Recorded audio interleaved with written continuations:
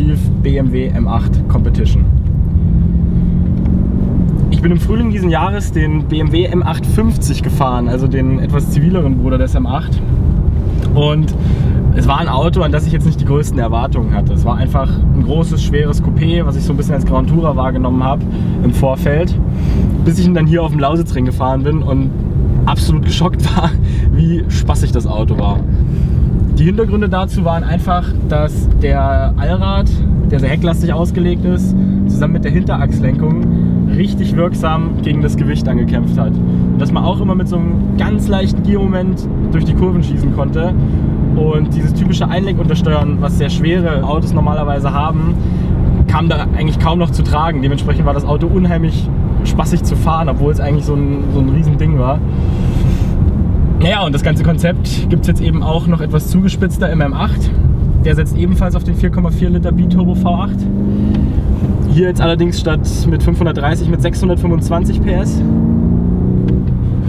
Ist ja ein Motor, den BMW schon relativ lange verwendet, schon seit der F10er Generation des M5 und davor auch schon im X5M und im X6M. Das hat definitiv ein sehr athletischer Motor, sehr, sehr drehfreudig, sehr, sehr viel Kraft untenrum und auch der M8 ist natürlich eigentlich denkbar ungeeignet für die Rennstrecke mit einem Leergewicht von 1960 Kilo. Aber man muss auch einfach wieder sagen, dass er das hier wieder enorm gut macht. Die Lenkung ist jetzt in Sachen Rückmeldung nicht die allerbeste, aber von der Präzision her ist okay. Und man kann das Auto eigentlich trotzdem relativ schön platzieren. Ist auch ausreichend direkt. Und auch hier hilft halt wirklich der Allradantrieb, der halt auch hier wieder sehr hecklastig ausgelegt ist und sich auf Wunsch, genau wie beim M5, eben komplett entkoppeln lässt. Das heißt, die Vorderachse ist dann weg und man ist nur noch mit Heckantrieb unterwegs und kann richtig böse schwarze Striche in den Asphalt malen. Was an dem Auto auffällt ist, es gibt unheimlich viele Modi für ungefähr alles. Also man kann wahnsinnig viel einstellen. Das beginnt beim Getriebe, bei der Schaltgeschwindigkeit.